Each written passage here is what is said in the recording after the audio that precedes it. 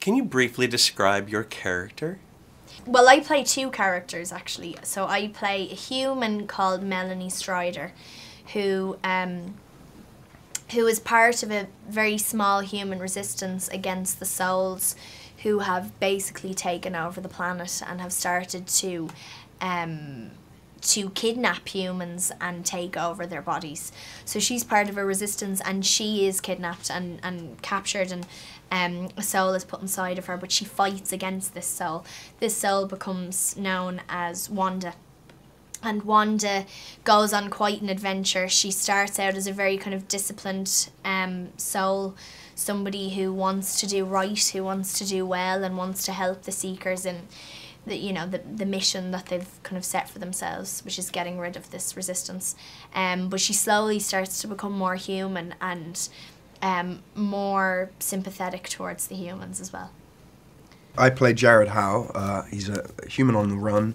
He bumps into Melanie Strider. They fall in love. She is then taken from me. She becomes a soul, at which point I make my way to the caves. But then the physical form of the girl I once loved comes back, except she is a host for a soul, which is my problem.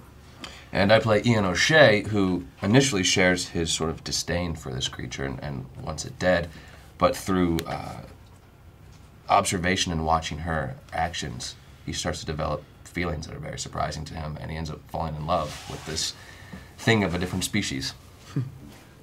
Another seeker. It is the furthest thing from a seeker I've ever seen. I mean, she jumped between you and Kyle. No, They don't do He's that. trying to find a way to stay alive and to escape. What? By giving Kyle the go-ahead to kill her? That's a good plan. What the hell has gotten into everybody? Huh? It is the enemy. Don't forget it. You don't feel bad at all. I mean, I have killed her. It doesn't matter. It's not human. So we stop acting human? First movie you saw in a movie theater, not animated. Ooh. The one where you went, The first one I can remember seeing was Last of the Mohicans, because it scarred me for years. I don't know why I was in there at such a young age, but I remember seeing people burnt at the stake, and I think I left crying. It's funny, you limited me with non-animated, because I remember one of my first films being Aladdin, but I also think I remember going to Mr. Holland's Opus.